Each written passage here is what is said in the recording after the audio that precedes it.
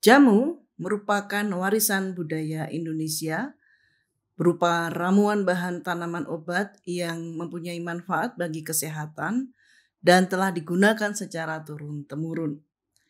Hasil riset kesehatan dasar pada tahun 2010 menunjukkan sebanyak 59,12% penduduk Indonesia, baik di pedesaan maupun di perkotaan, pernah mengkonsumsi jamu. Bahkan di masa pandemi COVID-19 yang lalu, menurut penelitian Kementerian Kesehatan tahun 2020, sebanyak 79% masyarakat menggunakan jamu untuk meningkatkan daya tahan tubuhnya. Lantas bagaimana peran perguruan tinggi terhadap realitas penggunaan jamu yang masih digemari di masyarakat ini? Adakah penelitian yang dilakukan untuk kesehatan dan khasiat jamu? Dan bagaimana membuat jamu itu tetap aman dikonsumsi oleh masyarakat? Bagaimana keterkaitan jamu dengan Undang-Undang Kesehatan Nomor 17 Tahun 2023 yang baru saja disahkan oleh pemerintah?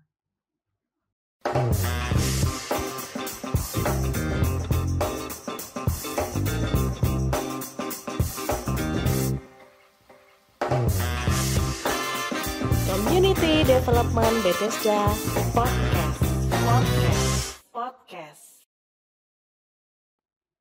Sobat CD Bethesda, kembali bersama saya Dewi dalam Community Development Bethesda Podcast. Dalam episode ini kita akan membahas tentang tren jamu yang semakin banyak diminati oleh masyarakat. Sudah hadir bersama dengan kita hari ini Dr. Djoko Santoso MSI atau biasa kita panggil Pak Djoko. Beliau adalah dosen Fakultas Farmasi UGM yang sekaligus juga praktisi jamu. Halo Pak Djoko. Halo Mbak Dewi. Bagaimana kabarnya Pak Djoko? Alhamdulillah sehat-sehat. Baik, sehat ya Pak. Ya monggo disapa dulu Sobat CD Bethesda.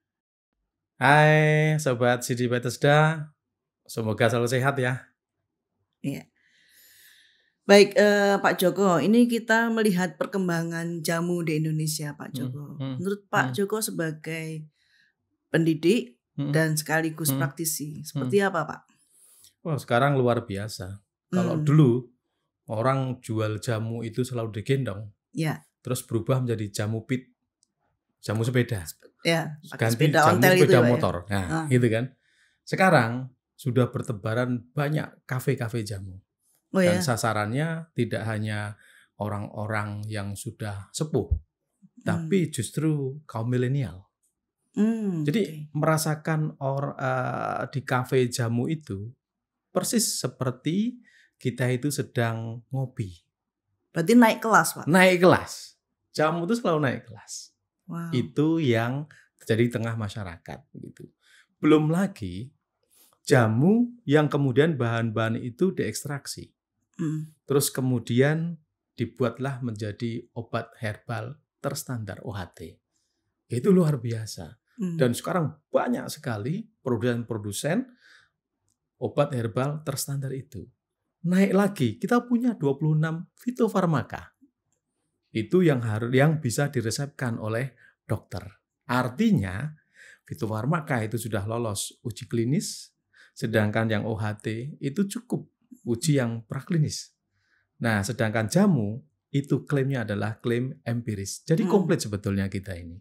Mulai dari yang jamu sampai ke fitofarmaka. Sudah diakui secara nasional dan internasional.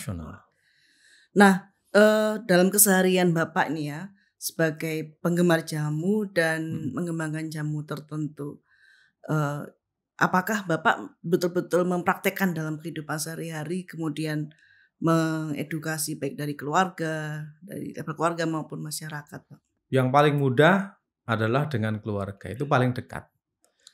Ada satu ramuan yang luar biasa, namanya kunir asem. Kunir asem yang itu ada di mana-mana, di toko-toko di mana-mana ada. Ya? Di warung-warung ada. Tapi sebetulnya kita bisa bikin sendiri. Setiap kali anak saya sudah mulai gini-gini itu, wah ini rasanya sepertinya mau dapat nih Nah, terus kemudian saya tanya, mau menstruasi ya Mbak?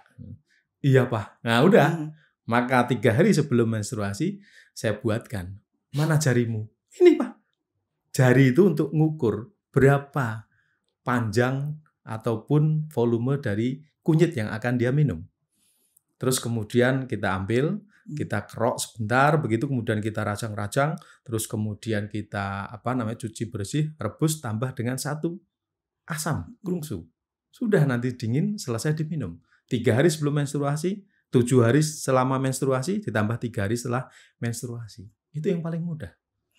Kalau kunir asem biasanya untuk menstruasi. Iya. Selain itu apa Pak? Saya juga minum kunir asem. Karena di dalam kunyit itu ada kurkumin dan turunannya. Kurkuminoid. Itu bisa melapisi kulit kita. Supaya apa? Ketika kita tersengat sinar matahari, kulit kita menjadi aman. Tidak terbakar, tidak menyebabkan kanker kulit. Oh gitu ya? Iya. Dioleskan gitu aja? Oh bukan, diminum. Diminum? Diminum. Okay. Boleh diminum, boleh juga. Ada yang sekarang mengembangkan dari tabir surya. Menjadi seperti krim begitu yang isinya adalah kunyit sebetulnya. Selain kunir asem apa Pak? Yang dipakai sehari-hari? Yang dipakai sehari-hari. Selain itu adalah untuk menurunkan kolesterol. Itu yang paling gampang juga. Nah kolesterol saya terus biasanya tinggi Pak. Oh gitu. Paling mudah sebetulnya pakai bawang kan? Bawang putih? Bawang putih.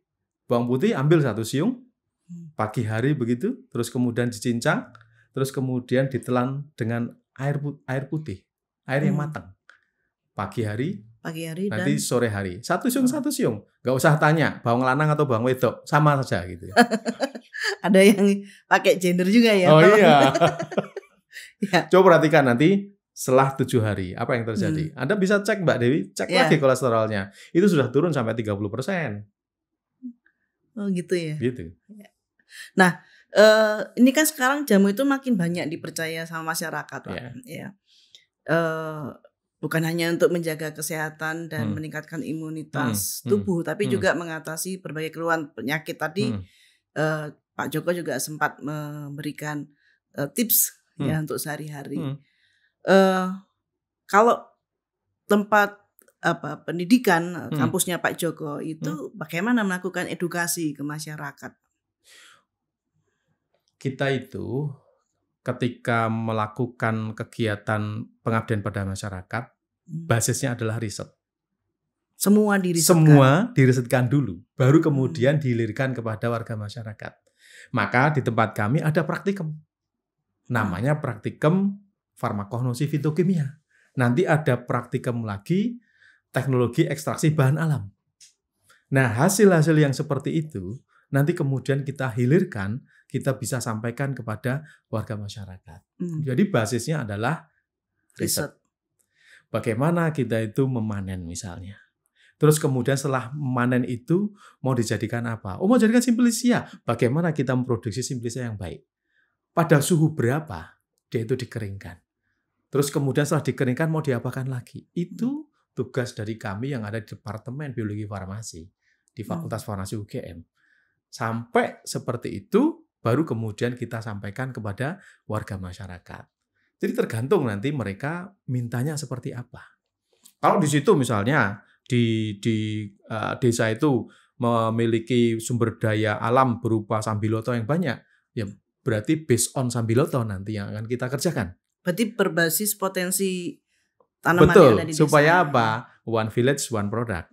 Oke. Kalau di Magelang misalnya, di Margoyoso, mereka nggak mau yang lain kecuali temulawak. Ya sudah, kita dampingi dengan temulawak. Turi, maunya kencur hitam. Ya sudah, kita gunakan Kaempferia parviflora. Jadi tergantung dari mereka gitu. Maka kemudian kita lakukan riset dulu, kemudian Bapak Ibu dosen melakukan risetnya, baru kemudian kita sampaikan kepada warga masyarakat untuk kita dampingi paling tidak selama 4-5 tahun. Minimal. Kenapa? Karena tahun pertama banyak brainstorming dulu. Tahun kedua itu kita berikan pelatihan-pelatihan untuk menghasilkan produk. Tahun kedua itu sudah mulai orang berpikir kelembagaan. Oke, kita bentuk kelembagaan. Tahun ketiga mulai membudidayakan. tahun keempat masif itu produksinya, bla bla bla bla. Tahun keempat kemudian kita carikan perizinan macam-macam gitu, termasuk sertifikat halal. Dan mereka sudah mendapatkan semuanya, dan mereka sudah punya market begitu, ya sudah, berarti kita anggap mereka bisa mandiri, kita cloning ke tempat lain. Nah, ini saya tertarik Pak, karena seringkali ya bahasa riset yang sangat ilmiah gitu, dengan bahasa Latin yang saya kalau belajar biologi ya memeng pusing ya. Itu bagaimana mendaratkan bahasa riset ini menjadi bahasa sehari-hari yang bisa diterima oleh masyarakat? Ya, kita gunakan saja local genius yang ada di warga masyarakat. Misalnya, kenapa kencur itu ketemu dengan beras? Oke. Oh, di dalam kencur itu kita sebut Kaempferia galanga gitu. Tapi orang kan sudah familiar dengan kencur gitu. Tapi kita katakan, kenapa kencur ketemu dengan beras? Mereka nggak bisa jawab. Nah, hasil riset-riset itulah yang kemudian kita bisa sampaikan. Nenek dan kakek moyang. Kalau hanya nenek saja nggak ada kita kan? Harus ada gede, kakeknya gitu lah. Ya. Maka mereka itu dulunya pada saat mereka itu menghancurkan, memipis kencur itu, kemudian ditambah dengan air, ternyata ada sesuatu yang tidak campur dengan air. Nah, disitulah nenek dan kakek moyang kita itu cerdas. Oh, ini ada yang nggak bisa campur nih. Wah, kemudian mereka mencari bahan yang bisa mencampurkan itu, yaitu beras gitu. Jadi kalau Mbak Dewi itu nanti keseleo, kalau nanti hanya dengan kencur, dibobokke di kakinya Mbak Dewi yang keseleo, insya Allah besok Mbak Dewi nggak bisa jalan. Tapi kalau ditambah dengan beras, nanti bisa jalan. Karena disitulah etil parametoksisinamat yang ada di kencur itu bisa diikat oleh patinya beras. Oh, baru ketemu, saya baru tahu sekarang ini saya ya. Oh ya. Saya kira hanya istilah sih sebenarnya, beras kencur atau kencur beras itu istilahnya. Ya itu yang memang harus segera diedukasi. Itu harus kita dampingi dan mereka harus melek itu. Tidak bisa tidak gitu. Coba kalau sekarang kita bilang pegagan gitu. Bayangan Mbak Dewi ada berapa pegagan? Satu kan? Tapi di internet, kalau mereka membaca di internet, pegagan itu banyak sekali kan? Tidak hanya Centella asiatica, itu yang benar. Tapi pegagan yang keliru juga banyak. Ada Meremia emarginata, itu juga disebut pegagan. Ada juga Hydrocotyl umbellata, itu juga disebut pegagan. Padahal spesiesnya beda, sukunya beda gitu. Maka di Sleman, saya ngajari tidak dengan pegagan, tapi dengan regetek. Kenapa? Karena regetek itu tumbuhnya menjalar. Kalau orang Sunda bilang antanan, menjalar di tanah begitu. Ketika dicabut, dipanen, ditambang, dia akan keluar suara regetek, regetek, regetek. Nah, gitu. Maka sejak saat itu kamu tak beri nama ya, namanya regetek gitu ya. Tapi di Papua namanya bukan regetek, Pak. Oh iya.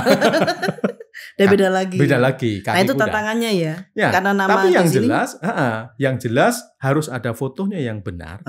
Ini terus kemudian mau diberi nama lokal apapun nggak masalah. Karena orang Jawa juga sadar itu. Desa Mowocoro kan? Betul. Setiap daerah punya nama sendiri-sendiri gitu. Nah, disitulah kemudian kita tambahkan dari hasil-hasil riset kita, yang namanya pegagan itu mesti Centella asiatica, bukan Hydrocotyl umbellata, bukan Meremia emarginata. Asal ada foto yang jelas. Gitu.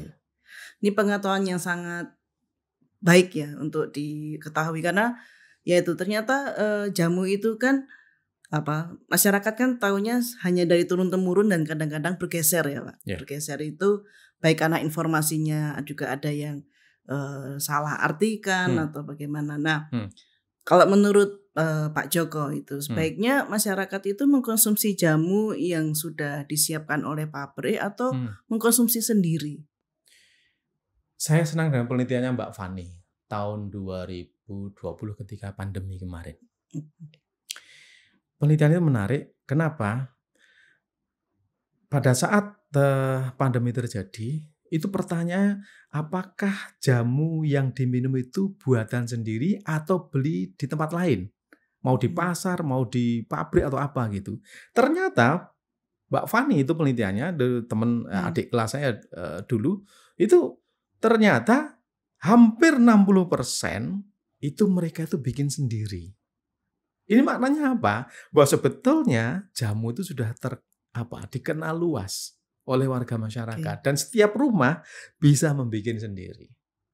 Tapi kan kadang, apalagi yang muda-muda ya, macam saya ini kan males bikin sendiri, Pak.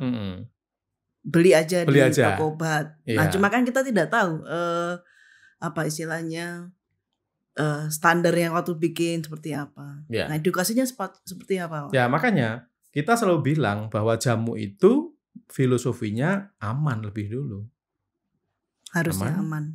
Yang kedua, kita bicara tentang kualitas. Yang ketiga, baru bicara manfaat. Jangan bicara manfaat, jangan bicara khasiat. Kalau aman saja itu dipertanyakan. Kualitas dipertanyakan, jangan bilang manfaat dulu. Jadi yang pertama pasti bicara tentang aman. Kualitas baru manfaat. Nah, aman itu dari mana? Aman itu dimulai dari spesies yang digunakan dengan benar. Itu. Jadi kalau kita mau milih daun insulin, maka cari daun insulin yang benar, yaitu Smalanthus sonsifolius, yang akarnya memiliki umbi. Bukan rondonoleh, bukan rondo semoyo, seperti yang dikenal banyak orang, Tithonia diversifolia. Itu bukan daun insulin, karena itu digunakan untuk insektisida. Dan itu nefrotoksik. Nanti toksik di ginjal. Nah, itu tantangan tersendiri. Jadi aman. Kualitas. Kualitas misalnya. Kualitas itu seperti apa? Dari pemrosesan kan? Misalnya, nanti ketika sudah dipanen, cara mengeringkannya bagaimana? Loh, kunyit itu sudah bagus nih hasil budidayanya. Tapi ketika itu kemudian dicuci, kemudian dirajang, ketebalannya ternyata hampir 1 cm, ya kapan keringnya? Kan gitu. Ya. Maka ketebalan itu mestinya maksimal 0,5 cm. Terus kemudian cara pengeringnya bagaimana? Tidak boleh kemudian hanya dijemur dengan kepang. Tahu Mbak Dewi kepang? Kepang kalau bahasa ininya Pak? Kepang itu seperti tikar tapi dari bambu yang dianyam itu. Oh, gedek. Nah, dari seperti gedek itu ya. Gedek, ya, seperti gedek, tapi itu seperti tikar nanti. Ya, lebih tipis. Nah, itu nanti kemudian dijemur di atas aspal. Nah, semua rusak kan? Senyawanya kan rusak di situ. Ada efeknya ya, Pak ya? Oh, jelas di situ. Nanti tidak akan berkualitas gitu. Itu yang kedua. Maka cara mengeringkan kami ajari. Misalnya mereka mengeringkannya dengan irik, tahu irik? Ya, yang dari seperti besek tapi banyak lubang-lubangnya itu, kita atur sedemikian rupa begitu, terus kemudian ditutup dengan kain yang berwarna gelap. Tidak harus hitam. Tidak harus hitam, tapi yang penting gelap. Kenapa gelap? Gelap itu akan menyerap cahaya. Ya. Jadi panas di situ, menyerap panasnya. Terus kemudian dia melindungi senyawa yang ada di situ. Jadi tidak tembus lah gitu, kira-kira. Jadi sehingga kita dapatkan panasnya aja, suhunya di situ. Secara tidak langsung, gitu ya. Nah itu yang benar. Terus kemudian kalau nggak punya, kan bisa kalau misalnya musim penghujan, ya kita bisa menggunakan lemari pengering gitu. Bukan oven loh. Lemari biasa kayu bisa? Bukan, nggak bisa.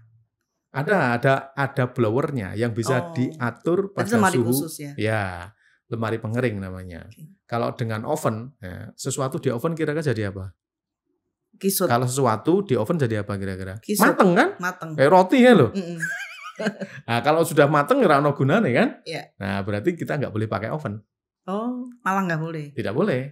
Nah, maka pakai alat pengering yang itu ada blowernya, ada penyedot udara. Gitu. Suhunya paling hanya 40-50 derajat. Tidak boleh lebih dari itu. Oke, itu ya. Terus kemudian yang berikutnya misalnya cara memproses untuk ekstraksinya. Nggak boleh pakai panci dari berbahan aluminium. Nah ini saya baru mau tanya soal itu. Sama ini saya taunya aluminium semua. Oh iya. Nggak boleh, ada yang nggak boleh juga. Iya, karena kalau kita nanti ekstraksi yang paling gampang itu sebenarnya direbus. Itu kan cara mengekstraksi. Ya. Nah, kalau kemudian kita gunakan panci aluminium, lihat aja Mbak Dewi.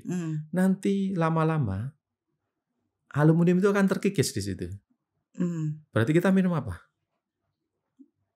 Materinya aluminium. Aluminium kan? Ya. Iya. Siapa nanti yang sakit? Yang minum kan? Di mana yang nanti organ yang kena? Ginjal. Ginjal lagi gitu. Panci apa Pak yang baik? Ya, yang baik adalah panci dari tanah liat. Paling aman. Kalau tidak, ya panci yang tebal, yang berenamel, yang beremail. Panci yang tebal putih itu. Atau pakai panci dari kaca yang tebal tapi mahal. Ya sudah, berarti pakai yang dari tanah liat atau yang dari panci tebal. Ya, jadi itu salah satu yang menunjukkan kualitas gitu. Nah, kalau kita sudah bicara tentang aman, kemudian kualitas gitu, nah baru kita bicara tentang manfaat. Gitu. Jangan lupa umur itu juga berpengaruh. Misalnya kalau jahe ditanam bulan Oktober, Mbak Dewi panen bulan Februari, ya nggak dapat apa-apa di situ. Terlalu muda.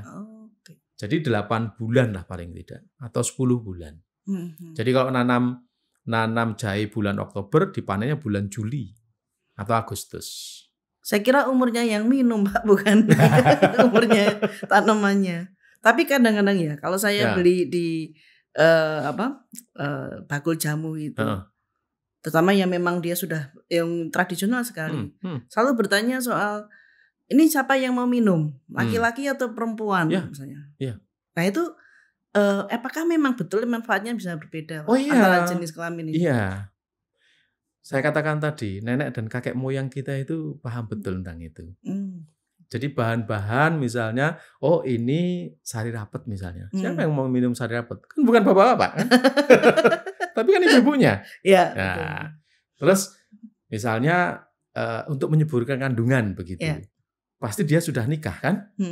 Pasti kan ditanya, sudah nikah? Sudah gitu misalnya. Nah maka kan diberikan untuk penyubur kandungan. Gitu. Nggak mungkin akan diberikan kepada yang belum nikah kan gitu. Itu yang pasti akan ditanyakan. Gitu. Ya ini kita malah belajar banyak nih Pak Joko. Nah itu tadi yang saya simpulkan sementara itu soal edukasi berbasis riset ya. Kemudian 3 hal yang penting adalah aman, kualitas, dan manfaat. Ya. Nah, bagaimana nih Pak menyebarluaskan khasiat jamu ini yang sudah diteliti kehandalannya supaya diketahui, dimanfaatkan, dan satu hal lagi yang dari tadi tuh saya juga berpikir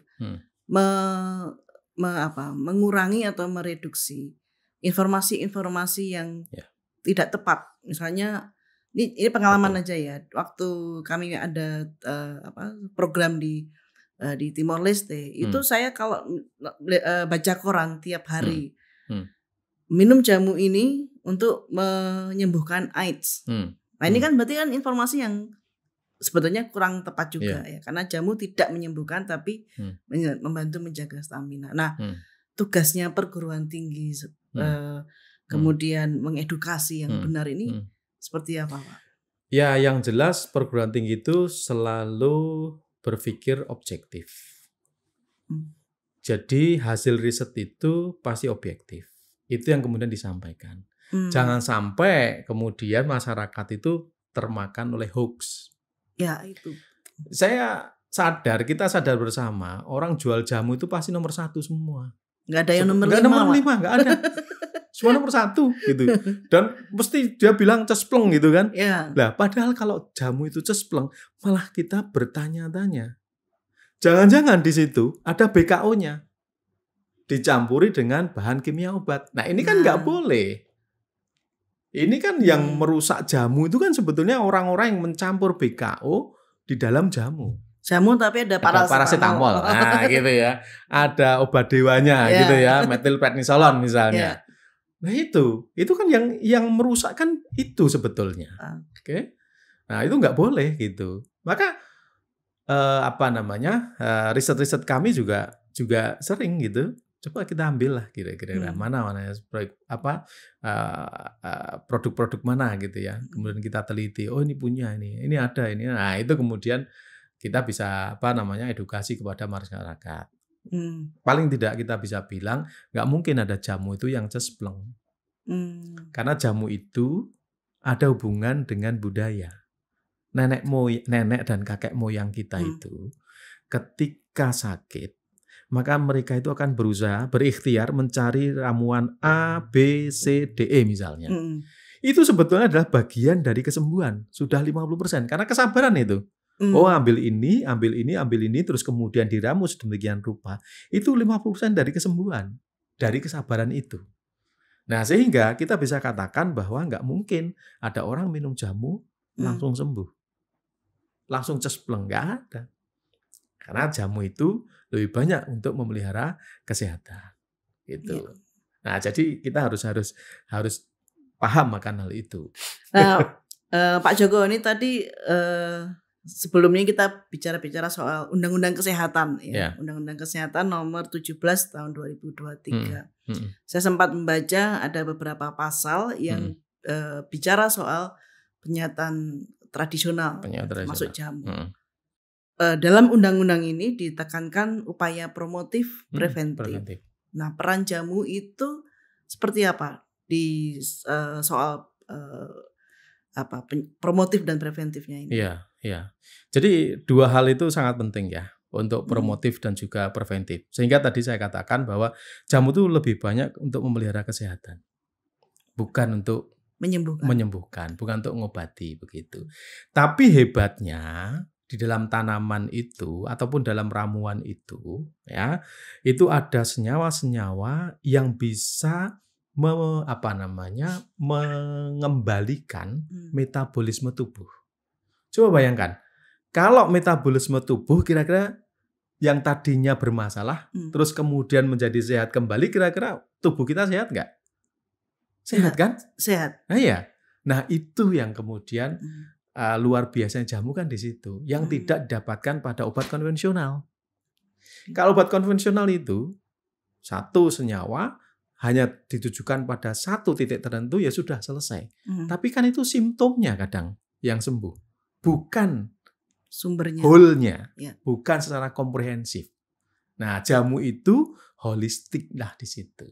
Ada senyawa yang nanti bekerja pada tempat yang sakit. Ada senyawa yang kemudian bekerja untuk ngerem. Kalau nanti ini terlalu kebablasan, maka ada senyawa yang ngerem. Jangan terlalu banyak di situ. Ada senyawa yang kemudian untuk melancarkan peredaran darah. Ada senyawa yang nanti bertanggung jawab untuk mengembalikan atau menyehatkan kembali sistem metabolisme tubuh. Nah, hormonalnya kemudian bisa jalan lagi. Gitu. Nah, disitulah peran jamu itu sebagai promotif dan preventifnya. Gitu. Yang paling mudah aja lah. Zaman dulu. Itu wanita, ibu-ibu habis melahirkan pasti pakai apa? Pilis kan? Oke. Kalau di NTT, ibu-ibu habis melahirkan mereka pakai apa? Pilis gunakan juga. Apa? Ada yang pilis juga. Ada yang pilis. Berarti keturunan orang Jawa kalau itu. Kalau orang NTT yang asli, dia tidak pakai pilis. Tapi dia akan meratus dengan bahan dari tanaman pohon Scleisera oleosa. Itu pohon kusambi gitu ya. Kosambi. Iya, kebetulan saya bimbing skripsi dan mahasiswa yang saya bimbing itu ahli sana begitu. Sudah kamu aja lah. Kamu uraikan tentang kusambi itu. Saya paham kok. Saya bilang begitu. Dan mahasiswanya ternyata juga senang dengan tema tentang itu. Nah, mereka itu kemudian didudukkan di balai-balai itu ibu yang habis melahirkan, terus kemudian diuapi dari bawah dengan daun, dengan buah dan bijinya kusambi tadi itu. Lama-lama kemudian si ibu itu bisa rileks. Kalau rileks, maka hormonal itu kemudian bisa bekerja dengan baik lagi. Sama dengan pilis kan? Yeah. Pilis itu ketika ditempelkan di sini di dahinya seorang ibu, itu kemudian si ibu bisa tenang. Ketika tenang, maka hormon juga akan bisa bekerja dengan baik lagi. Salah satunya oksitosin yang kemudian memicu keluarnya ASI. Sehingga ASI-nya lancar. Anaknya tidak stunting kan gitu kira-kira. Berarti bagaimanapun ya, kalau ketika diproses secara berkualitas seperti tadi ya tetap ada khasiatnya untuk mencegah banyak hal ya Pak. Betul. Termasuk kanker. Betul. Nah sekarang kalau misalnya seperti kanker misalnya, apa yang harus bisa dihambat? Kan pertumbuhan dari sel kankernya gitu. Nah salah satu yang kemudian senyawa yang ada di situ seperti flavonoid, golongan flavonoid terutama ada quercetin lah gitu ya, ada quercitrin lah gitu misalnya. Itu kan kemudian dia bisa menjadi antioksidan yang kuat. Oke. Itu bisa menjadi antioksidan yang kuat. Syukur-syukur dia kemudian bisa menghambat pertumbuhan kanker tadi. Begini, sel kanker itu bedanya dengan sel normal. Kalau sel normal itu dia akan membelah ketika ukurannya sesuai. Tapi sel kanker enggak. Terlalu berapapun ukurannya pasti dia 24 jam pasti akan membelah. Sehingga yang kecil semakin tambah kecil begitu. Sehingga gede nanti membelah terus kemudian menjadi 2 jadi 4 dan seterusnya. Nah, yang kecil-kecil nanti akan dimakan oleh yang gede. Jadi ada cell death program lah gitu kira-kira. Nah, itu yang kemudian senyawa-senyawa itu untuk memacu adanya apoptosis itu. Supaya banyak sel yang mati di situ. Selain untuk menjaga supaya pertumbuhan itu bisa dihambat. Gitu. Nah, dalam Undang-Undang Kesehatan itu kan ada satu pasal yang kurang lebih gini ya, saya nggak bisa menyebutkan secara rinci. Penyihatan tradisional termasuk jamu itu bisa dilayankan di fasilitas kesehatan, baik dari puskesmas, rumah sakit, klinik. Nah, fitofarmaka atau bagaimana kesiapan praktisi jamu atau penyihatan tradisional untuk bisa memenuhi kriteria itu? Kriteria itu, ya sekali lagi, jadi jamu atau OHT ataupun fitofarmaka ya sama, tetap pada filosofi aman. Kemudian kualitas, baru kemudian manfaat, kan begitu. Kalau Mbak Dewi lihat misalnya di B2 P2T itu Tawangmangu itu ada klinik saintifikasi jamu kan. Sekarang kemudian menjadi bagian UPF-nya Sarjito. Jadi sekarang sudah di bawahnya Sarjito lah gitu. Nah orang ke sana itu selalu kemudian hanya dibekali dengan berbagai macam simplisia. Contoh misalnya ada orang yang stroke misalnya. Terus datang ke klinik saintifikasi jamu di sana. Maka pulang itu akan diberi teh celup, isinya adalah pegagan. Untuk 30 hari, jadi ada 30 kantong. Nanti 30 hari berikutnya datang ke sana lagi. Ambil lagi. Sebanyak 30 kantong lagi untuk 1 bulan. Begitu seterusnya. Artinya apa? Yang diberikan sudah pasti yang berkualitas, simplisianya. Sudah pasti spesiesnya. Benar, kan begitu. Nah, ini memang tantangan begitu ya. Terus kemudian kesiapan tadi yang ditanyakan. Saya kira begini, fitofarmaka itu harganya mahal. Masih mahal. Masih mahal.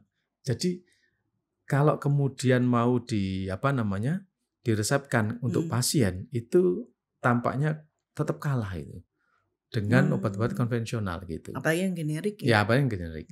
Tapi kita berusaha supaya nantinya itu fitofarmaka, OHT, dan apapun namanya obat bahan alam itu mudah-mudahan bisa masuk ke BPJS gitu. Belum ya sekarang? Nah, sampai sekarang belum ya? Gitu. Nah, sehingga mudah-mudahan nantinya bisa masuk ke sana. Sehingga layanan kesehatan pada masyarakat bisa milih mau yang konvensional atau yang kemudian menggunakan obat bahan alam. Oke. Gitu. Berarti masih ada proses panjang supaya jaminan kesehatan BPJS itu bisa mengcover penggunaan herbal atau penyihatan tradisional. Coba bayangkan kalau kemudian kita itu suka dengan jamu, kemudian badan jadi sehat. Kalau sehat kira-kira butuh BPJS nggak? Enggak kan? Nah artinya daripada nanti uang BPJS itu kemudian tergerus begitu, ya lebih baik kita sehat aja lah. Iya. Ya dengan jamu aja gitu. Iya. Apakah Pak Joko punya ide agar layanan jamu menjadi salah satu tempat layanan yang terstandar dan aman tadi? Ya. Saya kira begini. Saya tadi di awal saya bilang cloning. Jadi kita dampingi 1 atau 2 yang memang sudah berqualified, sudah terstandarisasi misalnya. Terus kemudian kita cloning ke tempat lain. Dan SOP-nya harus lengkap seperti yang sudah kita dampingi selama ini. Itu yang paling mudah dilakukan. Jadi cloning itu paling mudah dilakukan. Meskipun nantinya di sana hanya mendapatkan ini, yang di sini mendapatkan kunyit, yang di sini temulawak, di sini apa, nggak masalah begitu. Tapi yang jelas semuanya harus terstandarisasi. Nah, kalau kita bicara tentang standar, itu bukan bicara tentang standarisasi dari kandungan kimia. Jadi standarisasi itu suatu sistem, mulai dari input, ada proses, ada output. Di input harus ada SOP di situ. Bahan itu dari mana asalnya, harus tercatat. Harmonisasi ASEAN itu mewajibkan bahan itu harus jelas asalnya. Lama-kelamaan DNA-nya harus diketahui. Dulu dari mana ini? Jadi genetiknya harus jelas itu nanti. Genetik tanamannya sendiri. Iya, harus jelas. Terus yang berikutnya, di proses itu pun juga banyak standarisasi. Mulai dari kemudian proses pemanenan, kemudian pencucian dan seterusnya, itu harus ada SOP yang jelas di situ. Sampai kemudian dia menghasilkan produk jadi. Itu. Ya tidak jauh-jauh lah dari ISO misalnya 17025 atau ISO 9001 tahun 2015. Semuanya kan tetap ada. Misalnya di kriteria 8.4 misalnya. Penanganan produk yang tidak sesuai misalnya. Nah itu harus jelas itu. Selalu kita tanyakan. Itu yang mengawasi Badan POM atau? Nah nanti mesti Badan POM juga. Badan POM hadir di situ. LPPOM, LPH, Lembaga Penjamin Halal, itu pun juga ada di situ. Banyak pihak yang banyak pihak gitu. Saya banyak mengaudit produk-produk halal di situ, termasuk obat herbal terstandar begitu. Maka selalu saya tanyakan, ini kalau produk ini tidak sesuai, Bapak ngapain? Mana SOP-nya gitu. Langsung saya tanyakan tentang hal itu. Karena jangan sampai kemudian ternyata malah dijual dengan produk lain, dengan merek lain. Nah, nggak bisa. Nah, itu harus jelas di situ. Dimusnahkan atau apa, pemusnahannya seperti apa, harus ada berita acaranya, seperti itu. Kalau menurut Pak Joko juga, apakah perlu ada tempat khusus yang disiapkan oleh pemerintah, seperti Poskesdes atau Pustu, tetapi melayani khusus jamu atau penyataan tradisional? Kembali pada persoalan tadi. Iya. Jadi sebetulnya dulu klinik saintifikasi jamu, setahu saya, itu dia punya cloning di beberapa puskesmas. Jadi ada apoteker yang bertanggung jawab terhadap jamu ataupun herbal yang ada di situ. Ini menarik menurut saya. Sehingga nanti akan banyak sekali apoteker, tidak hanya untuk yang obat-obatan konvensional, tapi juga kita bekali tentang herbal itu sendiri, tentang jamu itu sendiri. Nah, UPF yang ada di Sarjito itu kan seperti itu juga. Dokter-dokternya juga meresepkan dari bahan-bahan obat bahan alam begitu. Terus apotekernya meracik persis seperti di klinik saintifikasi jamu gitu. Jadi memang harus ada role modelnya. Nah, kita kiblatnya klinik saintifikasi jamu. Kita bisa benchmark, kita bisa lihat di sana seperti apa standarisasi yang ada di sana. Gak masalah. Ya. Tapi itu kayaknya sampai saat ini masih tersentral di Jawa ya. Ya. Kalau kesiapannya di luar Jawa? Ya, menarik. Jadi setiap etnis itu, ini berdasarkan riset ya. Riset tumbuhan obat dan jamu Ristoja, di mana saya dulu juga menjadi tim teknis nasionalnya. tahun 2012, 2015, 2017, 3 tahun itu ternyata kita bisa mengungkap setiap etnis itu memiliki keunggulan masing-masing. Ada tanaman yang digunakan di etnis itu, di etnis lain tidak digunakan. Malah pamali, Pak. Ya pamali. Kadang padahal di etnis tertentu itu malah digunakan.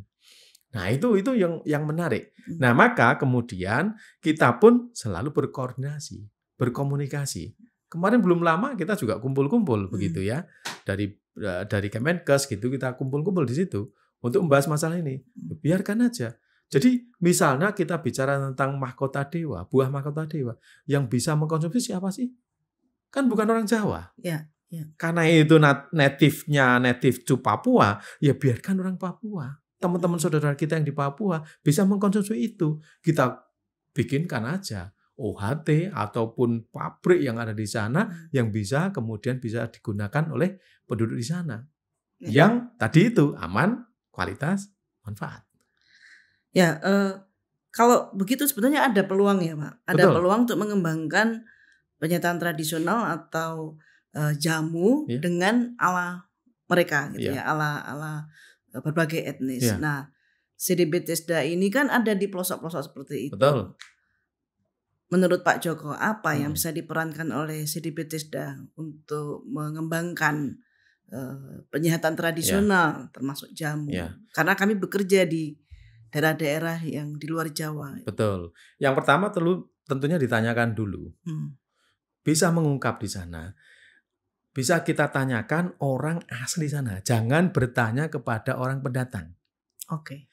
Jadi yang ditanyakan adalah sumber yang memang orang asli sana.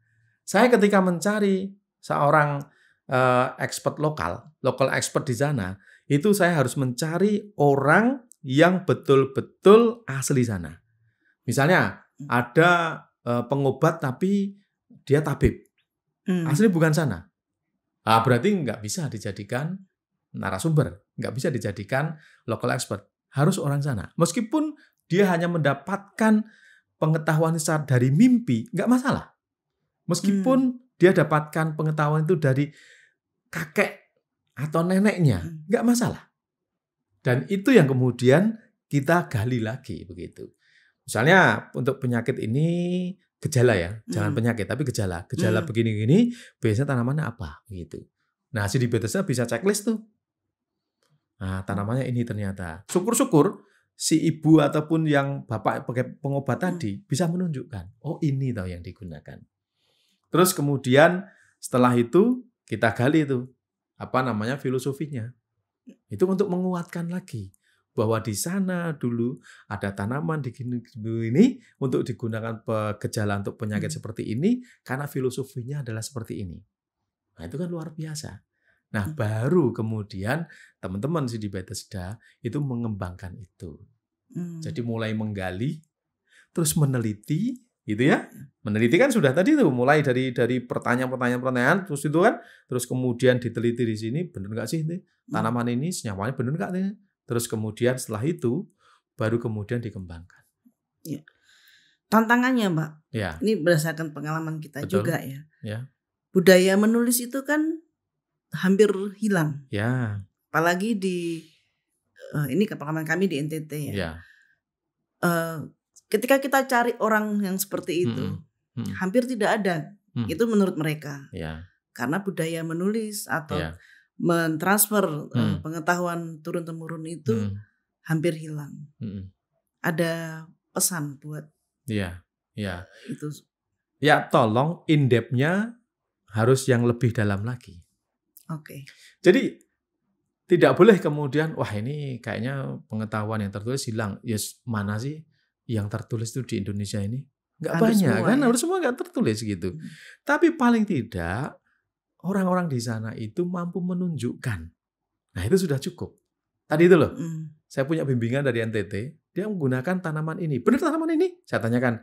Oh iya Pak, betul. Padahal saya potret juga karena tanaman ini juga ada di Jawa. Sclesera oleosa itu. Saya dapatkan di Jawa. Asal tanahnya yang kering gitu, pasti ketemu ini tanaman pohon ini gitu.